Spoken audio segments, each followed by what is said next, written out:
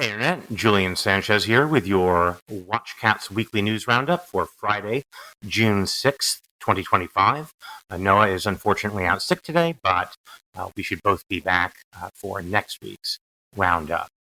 Lead story you're probably already aware of, unless you have been living under a rock, is that the long-running bromance between Elon Musk and Donald Trump has exploded in spectacular fashion amid allegations that the Jeffrey Epstein files have not been fully released because Trump is all over them on Musk's part, and Trump responding by canceling all of Musk's government contracts.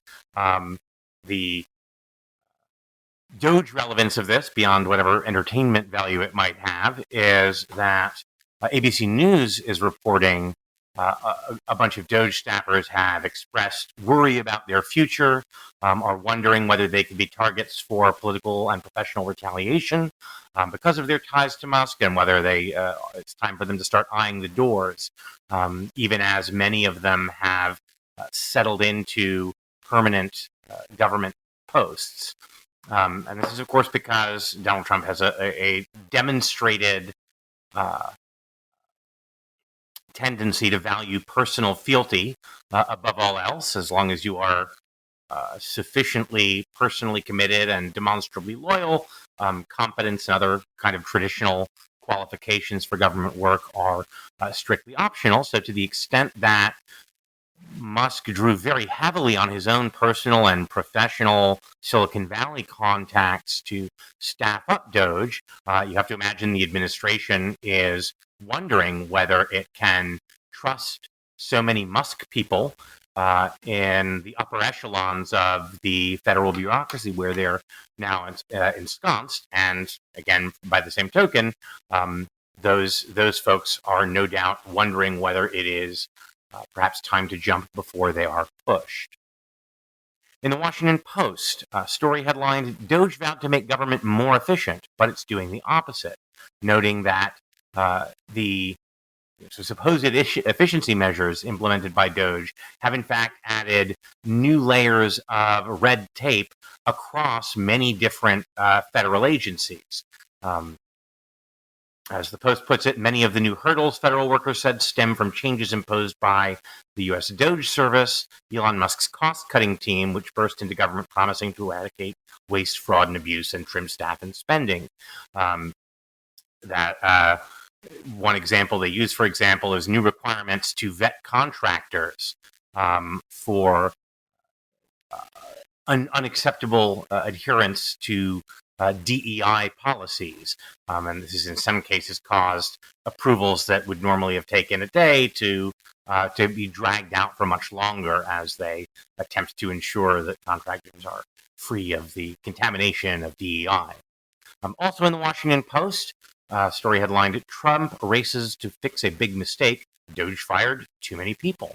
So yeah, unsurprisingly, given the speed with which mass layoffs were instituted by Doge, and often with, it seems like, not a whole lot of sort of particularized vetting of what people did or whether they could be, in fact, spared. They're discovering that, in fact, a lot of essential people were cut, that they are unable to perform their normal functions with who is left in house.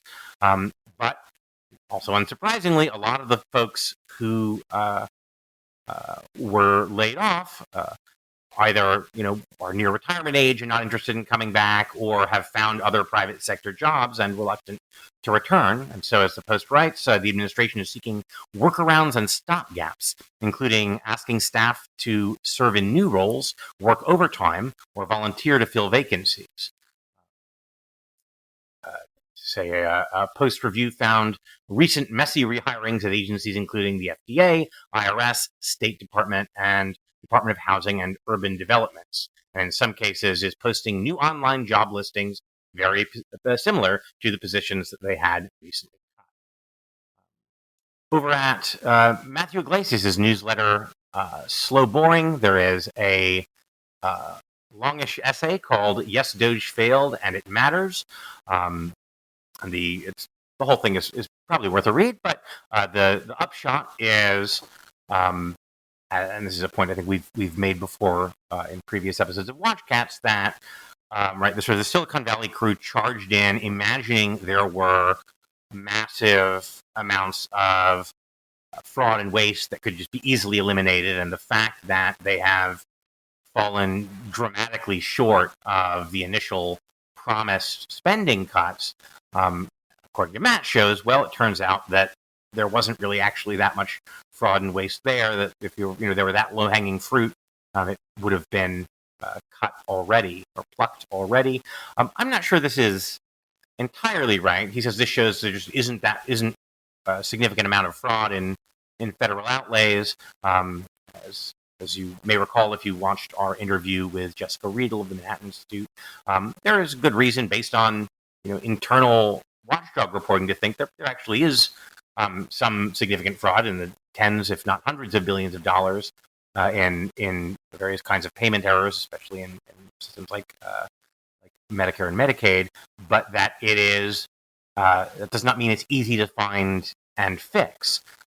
So I'll disagree with Iglesias a little bit here in saying I think there probably is more fraud there. Just that DOJ wasn't willing to do the hard work of figuring out how to detect and address it, because they were in a rush to generate big splashy headlines about all the huge cuts they were making. There is incidentally an interview over at the Bulwark's YouTube channel with Iglesias about this, if you prefer to get your information in video form. A couple reports from Wired. Big Balls Corzine, the DOJ staffer, is now officially a full-time government employee, and this is part of the pattern we're seeing, where a lot of the folks who were brought in as temporary DOJ staff are moving into full-time roles with no particular time limit. Although, as I mentioned at the top of the roundup, we'll see how sustainable that is given the ongoing Trump-Musk blow-up. And Wired also reports that DOJ is on a recruiting spree, looking for people with technical expertise at the upper end of the government pay scale, so close to $200,000 a year salaries there, even again as DOJ itself is making cuts everywhere else in the federal government. And there's actually some interesting stuff there about what's in the recruiting materials, because it provides a kind of roadmap to the kinds of projects that DOJ appears to be contemplating tackling next. That's a story well worth a look at Wired if you're interested in a kind of sneak preview of what DOJ may be getting up to in the future. Over at ProPublica, the investigative reporting finds that DOJ developed an error-prone AI tool to munch Veterans Affairs contracts. As DOJ staff attempted to get AI to analyze VA contracts to figure out which ones could safely be cut. The problem, as ProPublica notes, is the code using outdated and inexpensive AI models produced results with glaring mistakes. For instance, it hallucinated the size of contracts, frequently misreading them and inflating their value.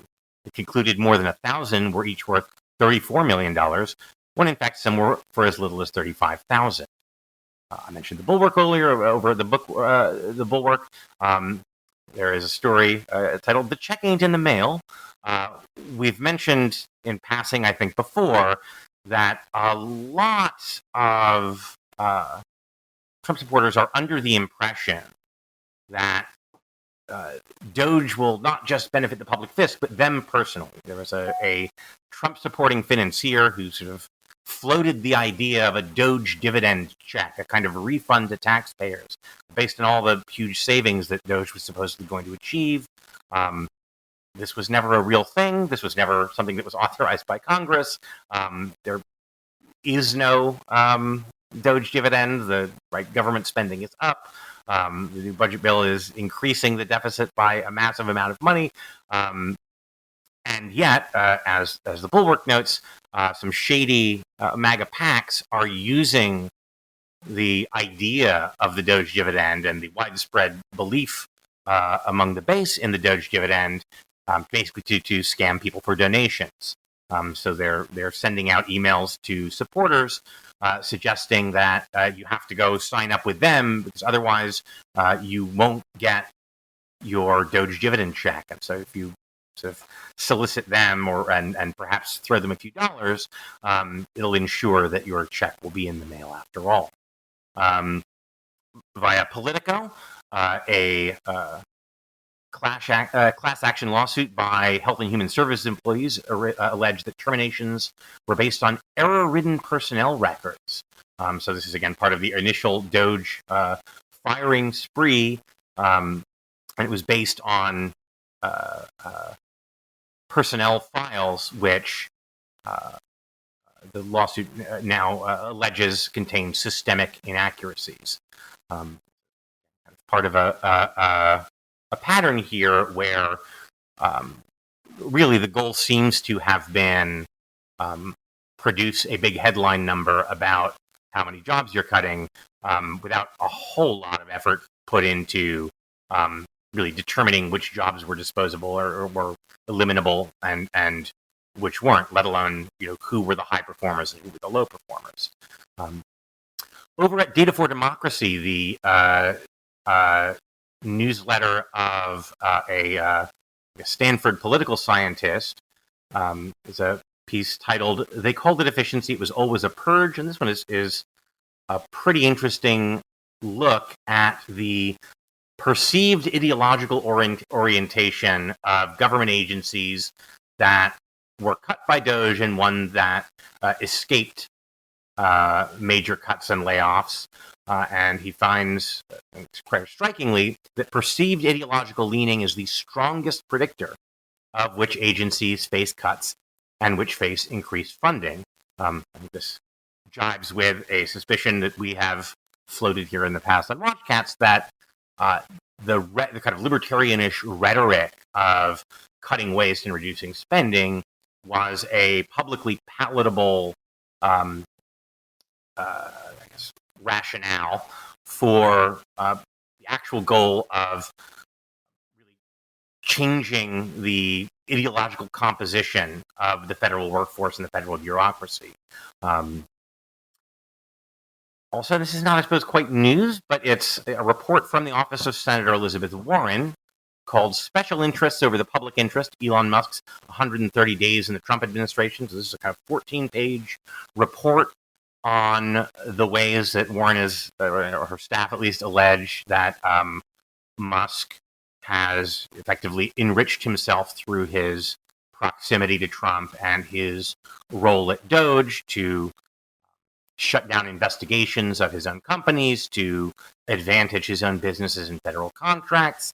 I'm not sure, every item on the list that she has is clearly an instance of corruption, but some of them are at least ethically shady, and I think it's worth a look if you want to see what Elon Musk may have been getting out of his now on the rocks romance with Donald Trump.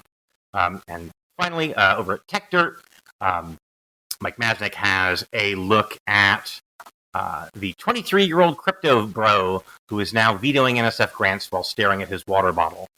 This is someone who has been in a position of essentially making big cuts at National Science Foundation, eliminating expert staff, and someone who is basically fresh out of college, and his resume essentially involves starting some sort of blockchain-related businesses.